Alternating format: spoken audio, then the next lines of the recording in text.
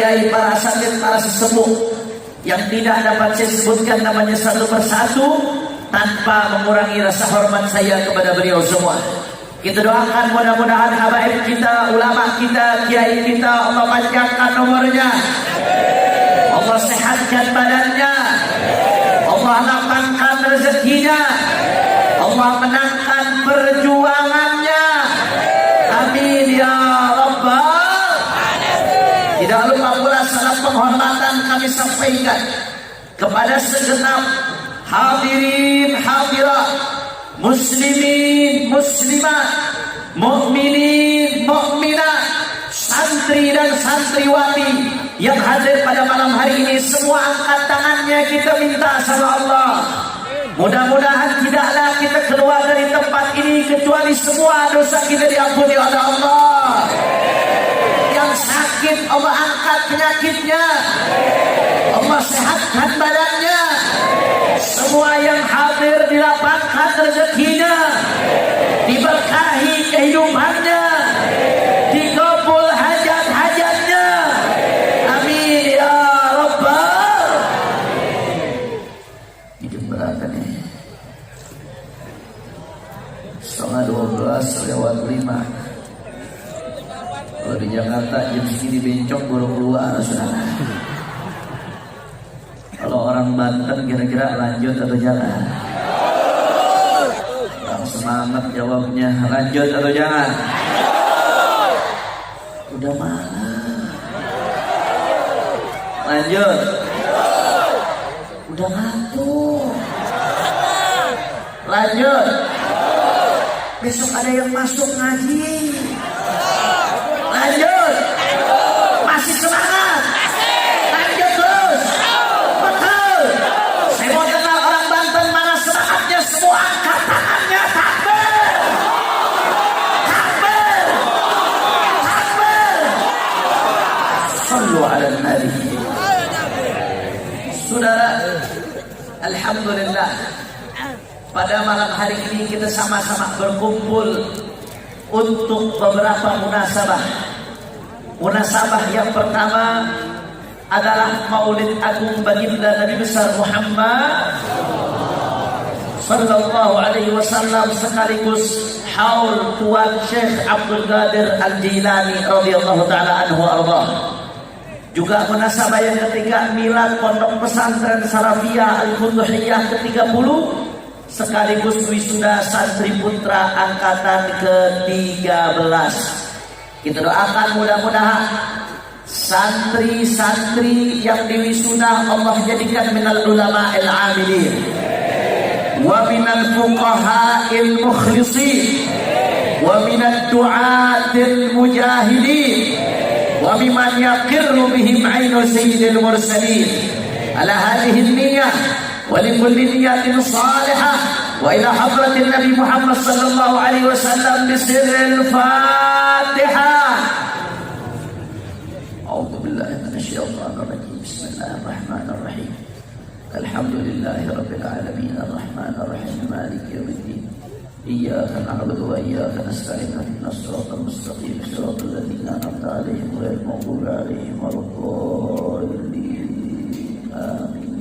Saudara, malam hari ini kita sama-sama berkumpul untuk merayakan Maulid Nabi, betul? Nabi yang kita rayakan Maulidnya adalah Al-Insanul Kamil, manusia yang sempurna, saudara.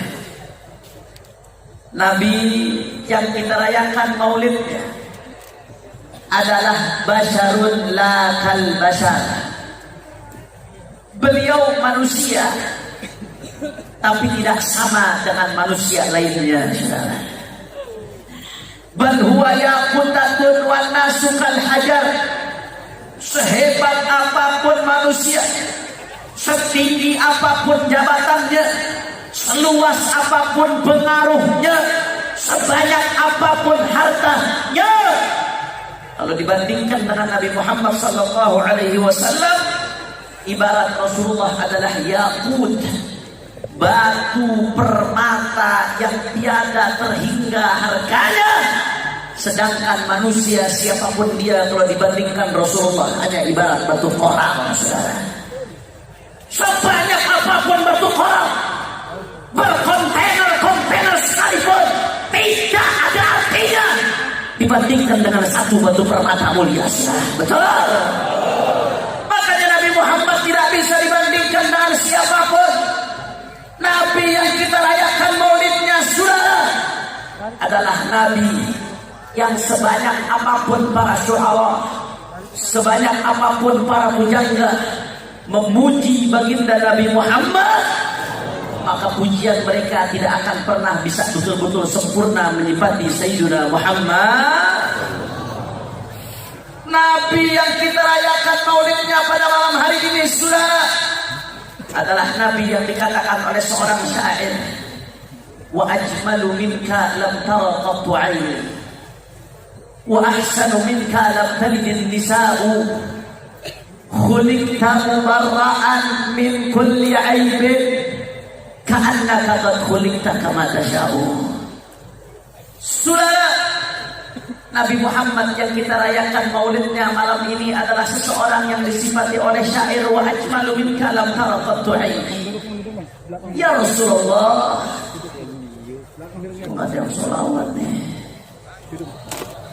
Ya Rasulullah, wa ajmalu minka lam tara qattu 'aini.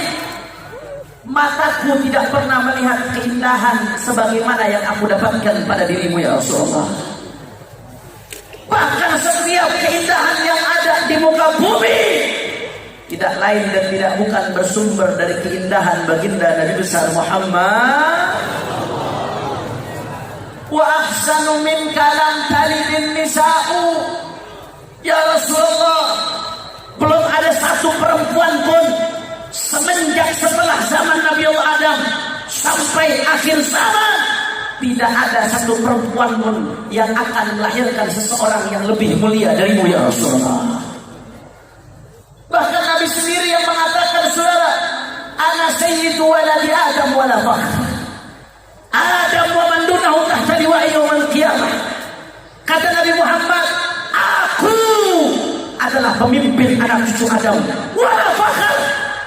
Aku mengatakan ini bukan karena sombong, bukan karena untuk tafakhur, bukan karena untuk riya, akan tetapi tahaddusan bi ni'matillah, bentuk tahadduts sekaligus bersyukur atas nikmat Allah Subhanahu.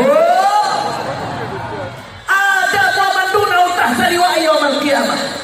Kata Nabi Muhammad, nanti semua nabi-nabi mulai Nabi Adam sampai nabi terakhir sebelum Nabi Muhammad, semuanya akan berada di bawah bendera ya Rasulullah.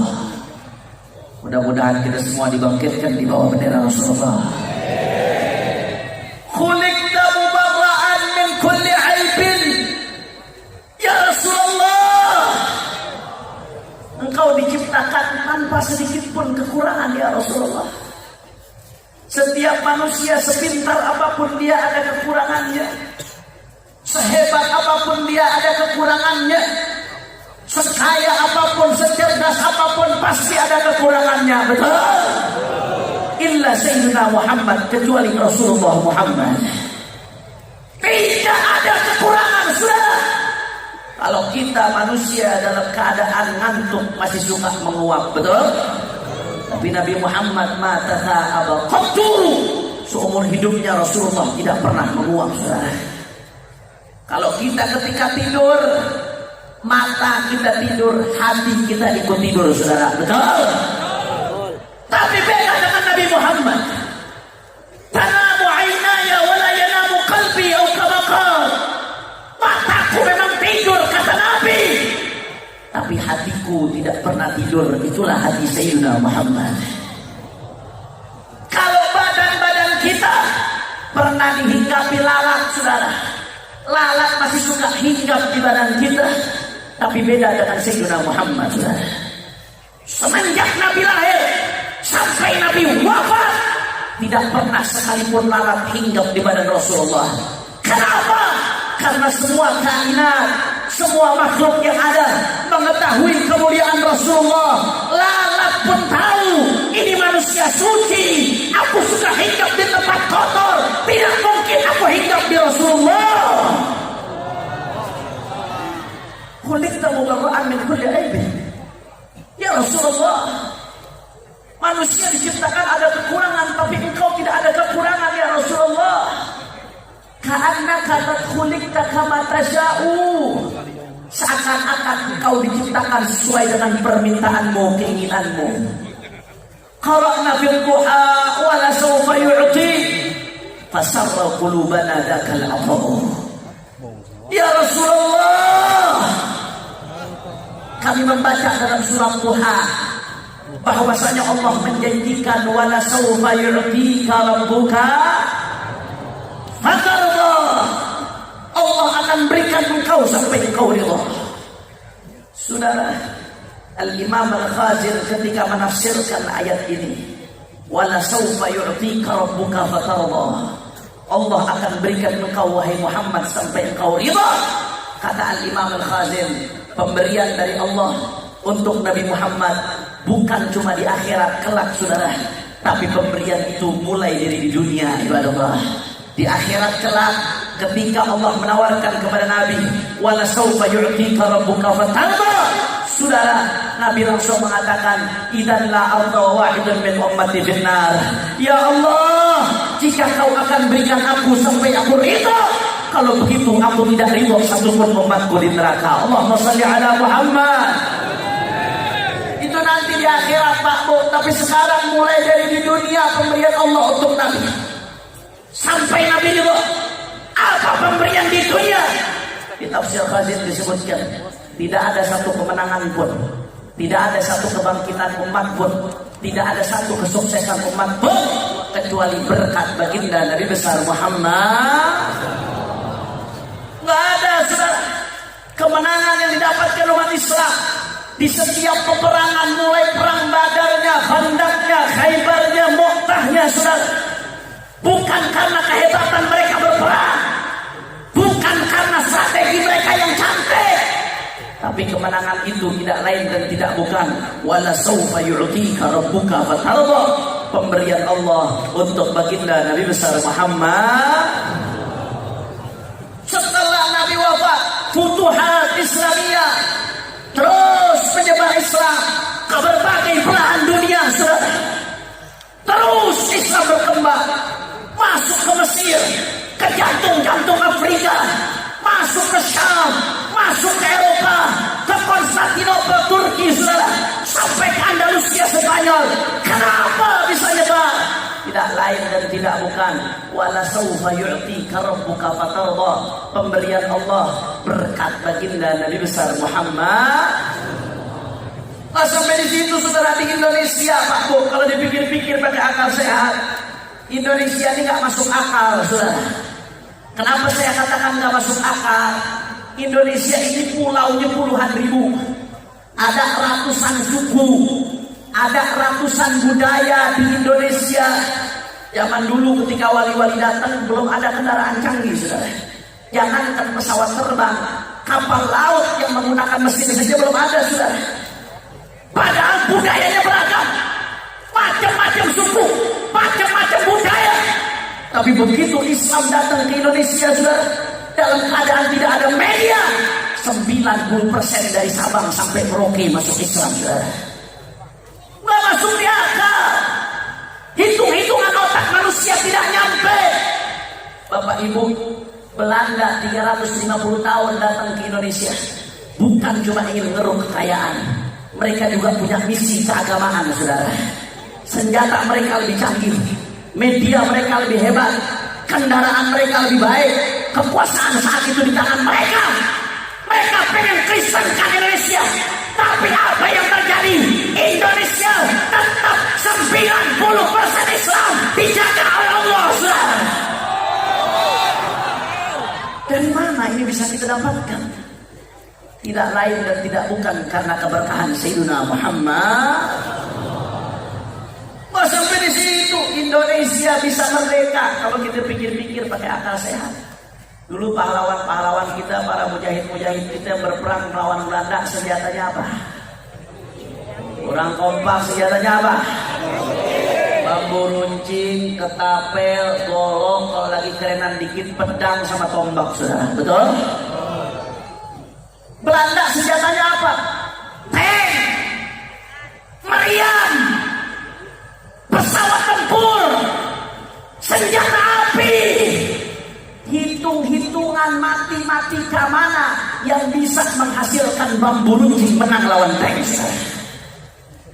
Hitung-hitungan manusia mana yang bisa menjawab itu ketapel menang melawan senjata api? Kalau mau hitung-hitungan akal nggak akan menang. Hitung-hitungan manusia pasti kalah. Indonesia tidak akan merdeka, tapi hasilnya Indonesia bisa merdeka. Kenapa? Tidak lain dan tidak bukan karena keberkahan baginda Nabi besar Muhammad. Makanya ini disadari betul sama para pendiri bangsa kita. Saking mereka sadarnya Indonesia ini bisa merdeka berkat Nabi, mereka cantumkan dalam konstitusi kita pembukaan undang-undang dasar merdekanya Indonesia berkat rahmat Allah yang Maha Kenapa mereka cantumkan itu, saudara? Karena mereka tahu kalau nggak ada rahmat Allah Indonesia mustahil bisa merdeka. Hitung-hitungan strategi perang tidak akan ada yang bisa menangkan bambu runcing melawan tank, saudara. Betul. Para pendiri bangsa kita sadar. Tahu-tahu di zaman now ada nenek-nenek, saudara. Tidak nenek-nenek bau bangke, tinggal matinya doang, nggak tahu diri, saudara. Betul. Betul. Dengan enaknya dia katakan apa? Siapa yang lebih berjasa dalam memerdekakan Indonesia? Nabi yang mulia Muhammad apa Presiden Soekarno? Akhirnya di situ ada mahasiswa yang jawab. Dia jawab, iya memang Soekarno berjasa. Dia pengen lanjutkan jawabannya, saudara, tapi di stop sama dia. Oh enggak, stop. Itu saja yang pengen saya dengar, saudara. Apa maksudnya? Apa tujuannya? Membanding-bandingkan dengan Nabi Muhammad. Ini nggak bisa dibiarkan, kurang aja. Soekarno memang punya jasa, terlepas dari pro kontra yang ada pada Soekarno. Dia proklamator, dia punya jasa, saudara. Betul? Tapi tidak ada artinya jasa Soekarno kalau dibandingkan dengan Nabi Muhammad, saudara. Kenapa Indonesia bisa merdeka? Indonesia bisa merdeka ratusan tahun. Perjuangan para mujahid, perjuangan para ulama, perjuangan para kiai untuk merdekakan Indonesia sampai mereka syahid. Apa yang mereka kumandangkan ketika berperang lawan Belanda? Mereka kumandangkan takbir, saudara. Bung Tomo teriakan takbir di Surabaya. Keluar para santri, keluar para kiai, dipukul mundur penjajah. Kalau tidak ada takbir, Indonesia tidak akan merdeka. Betul? Siapa yang ajarkan mereka takbir? Demi Allah, mereka mengenal takbir dari Sayyidina Muhammad. Kenapa Indonesia bisa merdeka? Karena umat Islam dulu mau berkorban, mau mati syahid, mau mengorbankan nyawanya.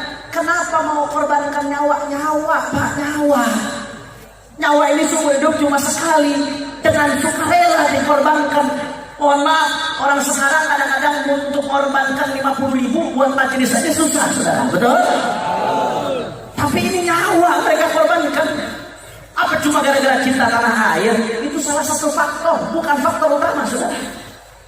Tapi apa yang membuat mereka mau korbankan nyawa?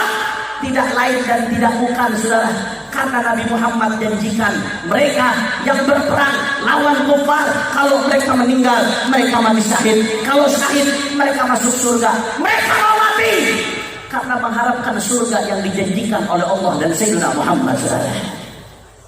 Andai kata Nabi Muhammad nggak janjikan surga bagi orang yang syahid, mau ngapain mati, saudara? Betul? Betul? Apalagi kalau Jokowi yang janjiin surga, saudara. Apa kalau orang mau SMK aja belum kelar. Betul? Betul? Itu sebabnya mereka mau syahid. Kalau tidak Nabi Muhammad tidak akan mau mereka syahid, saudara. Betul? Makanya hati-hati, jangan sembarangan. Demi Allah, saudara. Demi Allah, kalau tidak ada Rasulullah, maka Indonesia tidak akan merdeka. Makanya itu busuk, saudara. Busuk suruh korek kuping, saudara. Busuk suruh korek kuping. Jangan sampai cuma namanya saja yang busuk, ternyata hati dan mulutnya juga busuk, saudara. Betul? Ini kurang ajar, orang. Belum kelar dulu urusan masalah jilbab, dilanjutkan lagi urusan masalah azan. Sekarang dihina Nabi Muhammad. Busuk belum kelar, tahu-tahu muncul lagi si gondrong, saudara.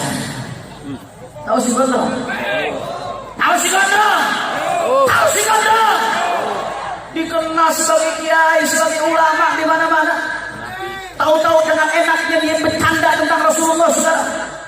Dia bilang apa itu? Nggak ada, Rasulullah lahir biasa saja. Nggak ada itu cahaya-cahaya. Kalau ada sudah dibunuh oleh Abraham. Bahkan terakhir dia katakan Nabi Muhammad rembes, saudara. Ada apa ini?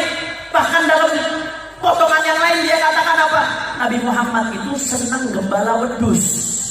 Tahu wedus? Kambing, saudara. Nabi Muhammad senang gembala wedus. Andai kata pada saat itu ada pohon jambu, maka Nabi Muhammad akan nyolong jambu, saudara. Saya mau tanya, kira-kira pernyataan seperti ini kurang ajar atau tidak? Kurang ajar atau tidak? Biadab atau tidak? Sudah, siapapun orangnya, mau habib, mau kiai, mau ustadz, mau ulama, mau profesor, mau doktor, kalau sudah coba-coba menghina Rasulullah, maka dia adalah munafik. Kurang kompak, munafik. Kurang kencang, munafik. Hati-hati. Umat Islam ini sabar. Umat Islam ini tidak ada menribut, saudara. Tapi kalau sudah Nabi Muhammad jadi hina, Al-Quran dihina, Rasulullah dihina, maka nyawa kami murah untuk bela Rasulullah. Jangan coba-coba hina Rasulullah. Saya mau kutip satu cerita dari kitab Ad-Durarul Kaminah fi A'yan Al-Mi'ah Ats-Tsaminah. Waktu saya nggak lama lagi, karena tadi hanya dikasih waktu setengah jam lebih sedikit, saudara.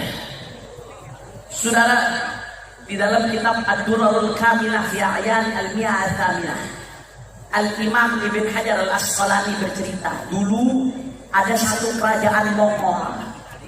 Kerajaan Mongol ini rajanya kafir, Pak Bu. Rajanya kafir. Kebetulan mayoritas rakyatnya juga kafir. Akhirnya Raja Mongol ini mengadakan hafal, mengadakan pesta. Di tengah-tengah pesta itu dihadiri puluhan ribu rakyatnya. Tahu-tahu berdirilah seorang pembesar kafir kerajaan Mongol. Dia berpidato, saudara. Ternyata isi pidatonya apa? Isi pidatonya mencaci maki Sayyidina Muhammad. Dihina, dicaci maki kita punya Nabi. Direndahkan kita punya Nabi. Gak jauh dari situ ada kalbus sayd, ada anjing yang biasa dipakai buat berburu. Anjing itu diikat kencang. Tapi begitu Nabi Muhammad dihina, anjingnya berontak. Anjingnya marah luar biasa. Akhirnya penghina Nabi tadi ditomprok sama anjing tersebut, saudara. Ditomprok. Kebetulan ada orang-orang di sekitar situ, akhirnya dipisah. Anjingnya diikat lagi, penghina Nabi tadi berhasil diselamatkan. Setelah penghina Nabi tadi diselamatkan, ada yang tegur. Kamu sih hina Nabi. Gara-gara kamu hina Nabi, anjing jadi marah. Gara-gara hina Nabi, anjing jadi marah tuh. Makanya kamu jangan hina Nabi. Dengan sombong dia jawab apa, saudara? Itu anjing marah bukan gara-gara saya hina Nabi, bukan. Anjing itu marah bukan gara-gara saya hina Rasulullah, bukan. Itu anjing marah gara-gara tadi waktu pidato saya nunjuk-nunjuk ke arah dia. Waktu saya tunjuk-tunjuk, anjing itu punya insting bertahan. Karena ditunjuk-tunjuk dia merasa ingin diserang. Makanya dia berontak. Saya diserang terlebih dulu. Bukan gara-gara saya hina Nabi. Hina Nabi gak masalah. Dengan sombong dia jawab seperti itu, saudara. Akhirnya apa yang terjadi? Anjing ini diikat dengan ikatan yang lebih kencang lagi. Orang tadi berdiri lagi untuk pidato kedua kalinya. Pidato yang kedua kali, dia gak nunjuk-nunjuk ke arah anjing, karena dia takut anjingnya marah lagi. Dia pikir dia aman, saudara. Dia berdiri, dia pidato. Di pidato yang kedua enggak kapok, dicaci maki lagi Nabi, dihina lagi Rasulullah. Anda tahu saudara, dia pikir dia aman, anjingnya tidak akan berontak lagi. Begitu dia hina Rasulullah untuk kedua kalinya, itu anjing berontak lebih kuat saudara. Anjing berontak lebih kencang saudara, sampai iketannya lepas. Penghina Nabi ditomprok, digigit, dicakar sampai mati. Ibadah Allah, Anda tahu kata Imam Ibn Hajar Al-Asqalani, gara-gara kejadian anjing gak terima Rasulullah dihina, gara-gara kejadian itu saudara, 40.000 orang Mongol yang menyaksikan masuk Islam. Ini anjing bu, anjing, binatang, najis, mughal Allah, tapi Rasulullah dihina, tidak terima, marah, berontak. Terus ente ngaku-ngaku cinta Nabi, ngaku cinta Rasulullah, hadir maulid di sana sini, baca maulid di sana sini, Rasulullah dihina, diam, bungkam, dusta. Bahkan sebagian yang lebih heran lagi saudara, ada kiai hina Nabi, bukannya dia marah, malah dia belak mati-matian si penghina Nabi saudara. Saya mau tanya, yang begitu ada atau tidak? Ada atau tidak? Coba orang Banten jawab yang kompak. Kira-kira orang Banten kalau kiai ini dihina marah atau tidak? Kurang kompak marah atau tidak? Kurang kencang marah atau tidak? Kalau sampai buyanya dihina marah atau tidak?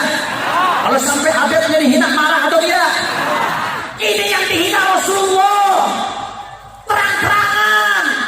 Pesantren-pesantren salaf sudah mengeluarkan sikap. Sidogiri pesantren tua 300 tahun saudara. Salah satu cikal bakal berdirinya NU mengeluarkan sikap. Ini muafik naur kata Sidogiri. Pesantren Besuk mengeluarkan sikap. Himpunan alumni Abu Yazid Muhammad As-Sofoh mengeluarkan sikap. Khairijul Haramain mengeluarkan sikap. Ulama Madura keluarkan sikap. Ulama di berbagai tempat keluarkan sikap. Sudah jelas terang benderang kenapa penghina Nabi masih dibela saudara, betul? Saudara catat baik-baik omongan saya. Demi Allah, bagi saya saudara, demi Allah, lebih baik anjing yang bela Nabi daripada orang ngaku cinta Nabi tapi diam Nabi dihina saudara, betul? Makanya ini nggak bisa dibiarkan. Kami dari Front Pembela Islam kami sudah laporkan saudara, baik busuk ataupun sukmawati ataupun muafik, dua-duanya kami sudah laporkan saudara. Kami akan terus kejar supaya hukum ditegakkan ibadallah. Kami minta kepada kepolisian tolong jangan sampai umat kecewa lagi terhadap hukum saudara.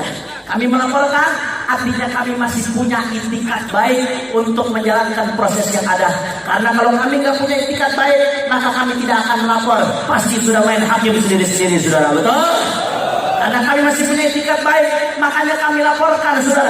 Padahal kalau kita mau ngaji dalam Islam, silahkan Anda buka kitab As-Saiful Maslul Alaman Sabbar Rasul karya Imam Taqiyuddin As-Subki. Sudah di kitab tersebut jelas jumhurul ulama mengatakan hukumnya orang yang menghina Nabi yustatab, dia kafir, murtad, maka dia diajak untuk taubat saudara. Disuruh syahadat kembali, disuruh taubat, mencabut omongannya saudara. Tapi kalau nggak mau tobat, apa kata ulama?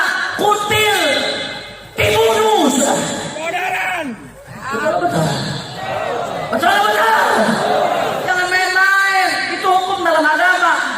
Kalau sampai hukum negara nggak ditegakkan, jangan salahkan kalau umat akhirnya marah menjadi main hakim sendiri karena hukum tidak ditegakkan. Betul?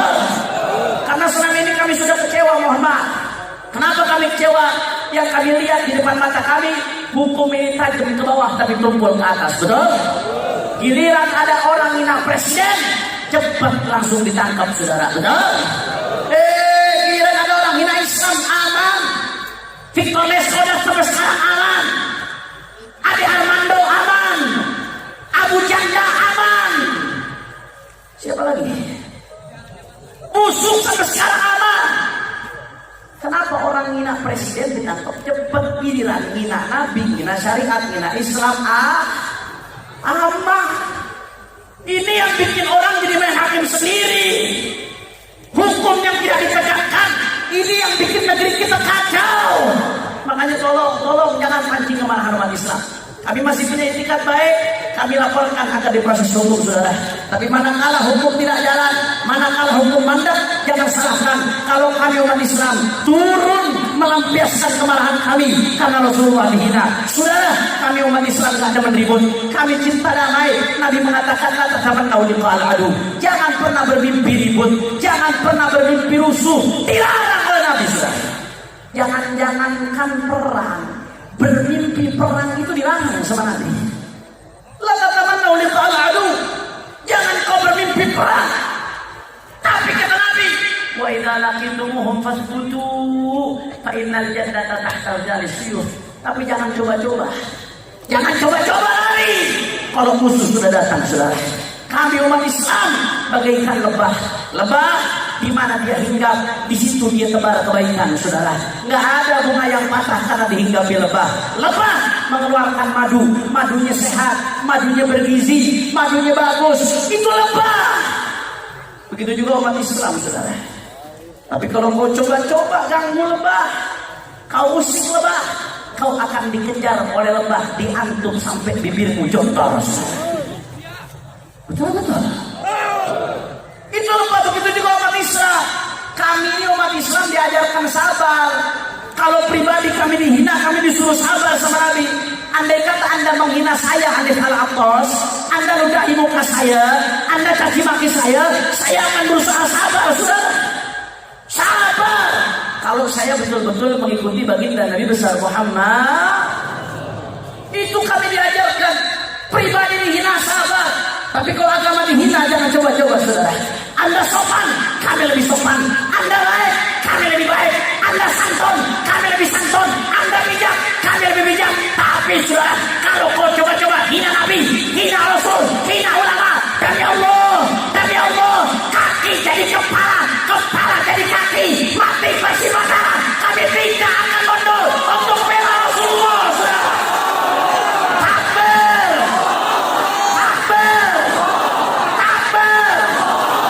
Saya mau tanya orang Banten, jawab yang kompak. Kalau begitu Rasulullah dihina rela atau tidak? Orang keras Rasulullah dihina rela atau tidak? Orang kompak Rasulullah dihina rela atau tidak? Kalau sampai penghina Nabi tidak ditangkap, kira-kira ridho atau tidak? Ridho atau tidak? Ridho atau tidak? Siap seret penghina Nabi ke penjara, siap perjuangkan sampai dia di penjara. Hati-hati yang ditangkap. Takut. Sabodot hei. Hati-hati di penjara. Takut. Hati-hati dibunuh teroris. Hati-hati dibuang ke laut. Yakin? Maju terus. Betul. Semua Banten angkat tangannya. Allahu Akbar. Allahu Akbar. Allahu Akbar. Sallu ala Nabi. Sebelum saya tutup ceramah saya ingin menyampaikan salam dari Imam Besar Sayyidul Walid Habib Muhammad Rizik bin Hussein Syihab. Mudah-mudahan beliau bisa segera pulang ke Indonesia, insyaallah. Amin ya Allah. Amin. Beliau bukannya nggak mau pulang, tapi beliau tidak bisa pulang. Beliau pengen pulang tapi nggak bisa pulang. Saya kemarin musim haji 3 bulan nemenin beliau di sana. Saya tahu betul masalah yang beliau hadapi, saudara. Beliau mulai lebih dari setahun yang lalu, semenjak keluar SP3 kasus chat fitnah. Paginya keluar SP3, setelah itu beliau langsung dicekal, nggak bisa keluar Saudi Arabia, saudara. Dicekal, tidak bisa keluar Saudi Arabia. Sebelumnya masih bisa. Waktu itu saya, Buya Qurtubi, Kiai Maksum, ketemu dengan Habib Rizik di Turki, saudara. Kami ketemu di Turki pada saat itu. Masih bisa keluar beliau. Tapi setelah kasus SP3 ini, kasus fitnah cek keluar, ada yang takut beliau pulang ke Indonesia, dicekal. Beliau sudah sampai ke bandara di Saudi Arabia, udah bawa tas, bawa keluarga semuanya, tiket udah check in, tas sudah masuk bagasi, saudara. Begitu beliau masuk di imigrasi, ternyata beliau dicekal, tidak bisa keluar. Setelah ditanya siapa yang mencekal, yang mencekal pihak intelijen Saudi Arabia. Akhirnya beliau datang ke kantor intelijen Saudi Arabia. Beliau tanya ke kantor intelijen Saudi Arabia, salah saya apa? Saya dicekal, pelanggaran saya apa? Apa saya punya pelanggaran pidana, pelanggaran perdata, atau pelanggaran lainnya? Pelanggaran salah saya apa? Di Saudi itu Pak Bu, biasanya kalau orang melanggar bukan dicekal, tapi dideportasi, diusir. Habib Rizik aneh, dicekal.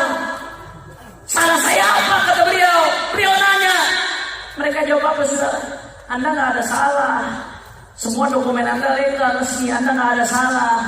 Tapi ada intelijen busuk dari negara Anda yang minta supaya Anda dicekal, saudara. Jadi ada yang minta dari sini supaya beliau dicekal. Cuman masalahnya sampai sekarang malingnya kagak mau ngaku. Kalau di TV belakang bego, saudara.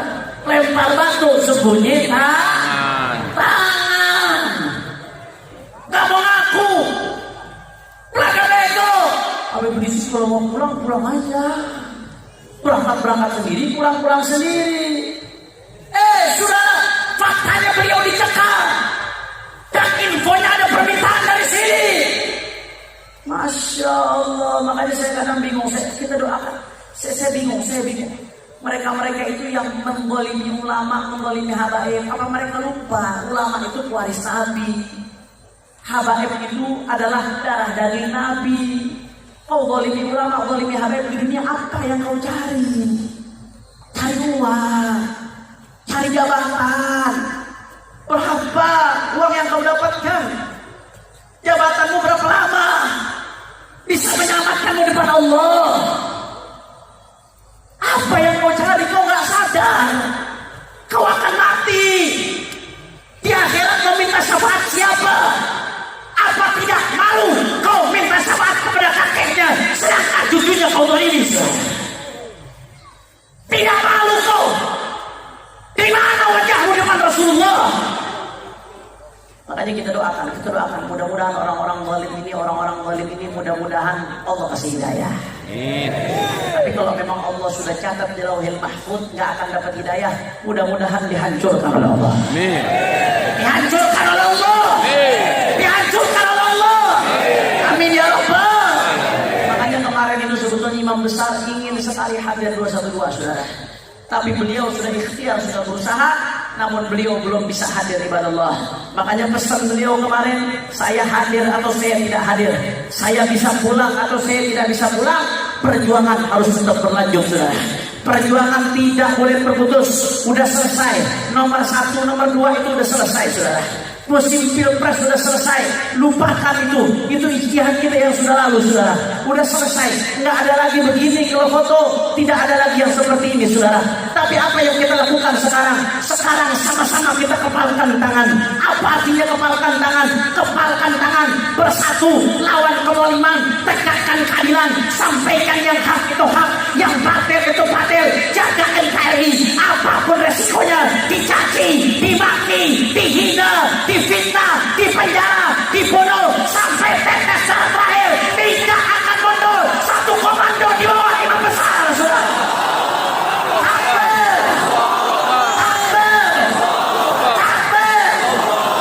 Saya mau tanya umat Islam Banten, kira-kira perjuangan lanjut atau tidak? Kurang keras perjuangan lanjut atau tidak? Umat Islam maju atau mundur? Umat Islam maju atau mundur? Siap tetap istiqomah di bawah komando imam besar, siap tetap istiqomah di bawah komando ulama, siap ikut tolajangan para ulama, siap untuk terus jaga NKRI.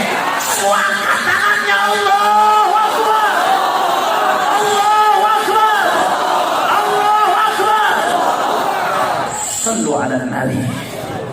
Terakhir sama-sama kita baca shalawat Badar. Saya minta semuanya ikut dengan niat mudah-mudahan berkat Rasulullah dan Ahlul Badar yang punya hajat Allah kabul hajatnya. Yang sakit Allah angkat penyakitnya, sehatkan badannya. Semua yang hadir dilapangkan rezekinya, diberkahi kehidupannya. Amin ya Rabbal Alamin. Nanti setelah salawat Badar kita lanjut dengan salawat Asghir. Tahu orang Batak salawat Asghir? Wa asyghilil,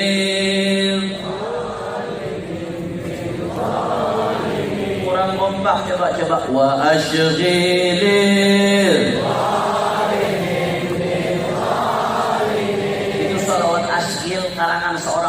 Allah dari bangsa Al-Hinduan, habaib. Itu tujuannya apa dibaca itu? Minta sama Allah berkat Nabi Muhammad, mudah-mudahan orang zalim dihancurkan, saudara. Umat Islam dimenangkan oleh Allah. Amin ya rabbal. Yang terakhir sama-sama kita kompak baca sholawat nariyah. Tahu sholawat nariyah? Allahumma kamilatan. Sholawat nariyah ini kemarin saya oleh-oleh, yang terakhirnya oleh-oleh. Kemarin baru pulang dari Mekah, sebelum saya pulang saya sowan ke Abuya Said, Abuya Al-Alama Said Ahmad, Ibnu Abuya Said Muhammad, Ibnu Abuya Said Alawi, Ibnu Abuya Said Abbas, Ibnu Abuya Said Abdul Aziz Al-Maliki Al-Hasani Al-Makki, ulama besar di Mekah. Waktu saya sowan izin beliau manggil saya dijazahkan secara khusus sholawat nariyah, Pak Bu. Sholawat nariyah ini tidak ada hajat apapun yang kita pengenkan. Kalau kita baca sholawat nariyah, insya Allah Allah kabul hajatnya berkat Nabi Muhammad. Wa tuqda bil hawaij. Tidak ada kesulitan apapun yang kita hadapi. Kalau kita baca sholawat nariyah, insya Allah kesulitannya dimudahkan oleh Allah berkat Nabi Muhammad. Uqdah. Kadang-kadang ada anak-anak kecil umur 4-5 tahun belum bisa ngomong. Teman-temannya udah bisa ngomong, dia belum bisa ngomong, betul? Kadang-kadang ada anak-anak begitu dulu. Itu dalam bahasa Arab namanya uqdah. Wahlul uqdatan min lisani, uqdah. Nah, kata ulama apa? Baca bapak ibunya baca sholawat nariyah, insya Allah tanhallu bil uqadu. Lisannya yang nggak bisa bicara, insya Allah jadi bisa bicara. Amin. Ya Rabbal. Oleh terakhir penutup ceramah saya, semua yang hadir di sini saya ijazahkan secara umum sholawat nariyah sebagaimana saya terima ijazah itu dari Abuya Said Ahmad bin Muhammad Al-Maliki. Ajazukum. Semua katakan qabiltu ijazah. Sama-sama sebaca sholawat badar. Semuanya hadrah ikut tapi backing vokal, jangan ikut biar jamaah jadi backing vokal. Semua yang kompak keluarkan suaranya. Siap goncangkan Banten dengan sholawat. Siap goncangkan Lebak dengan sholawat. Keluarkan suara untuk Nabi Muhammad. Allahumma shalli ala Muhammad. Salatullah salamullah.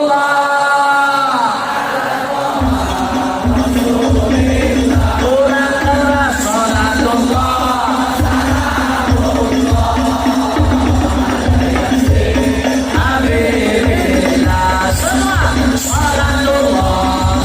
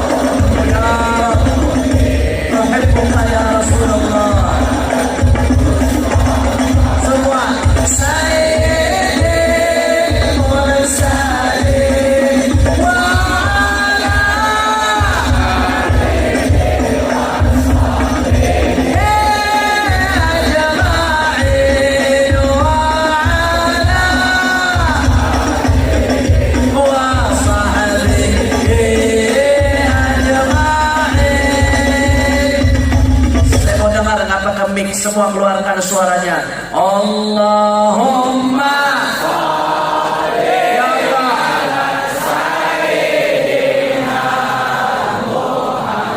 wa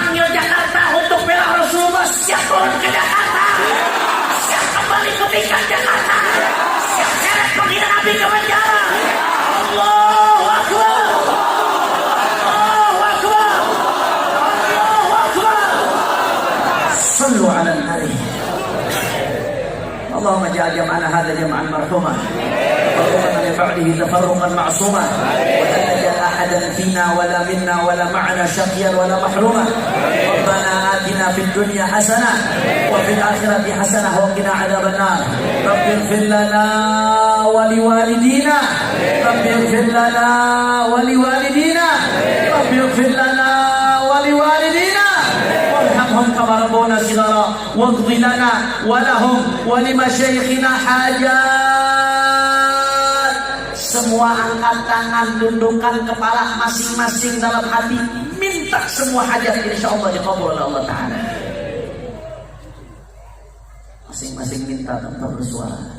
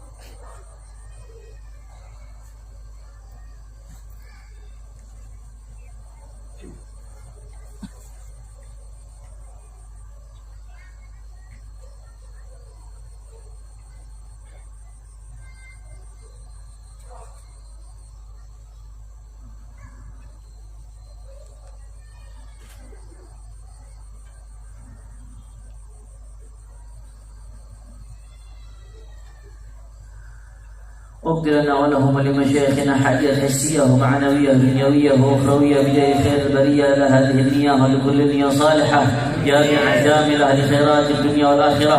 ثم إلى روح الوالد عبد الرحمن مال العطاس والدينا ووالديكم وأمواتنا وأمواتكم وأموات المسلمين الجميع.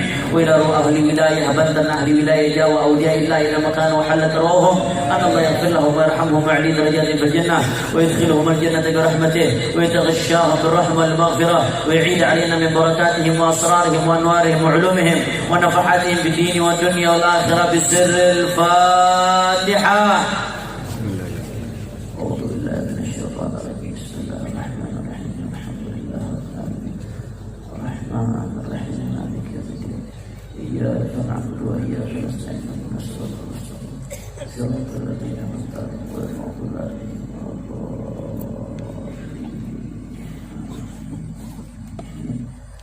Sama-sama kita tutup acara ini dengan talqin dzikir. Saya baca dulu baru nanti yang lain baca, insyaallah. Mudah-mudahan semuanya husnul khatimah. Amin ya rabbal. Qala sallallahu alaihi wasallam afdalu ma qultu ana wan nabiyyuna min qabli la ilaha illallah. Semua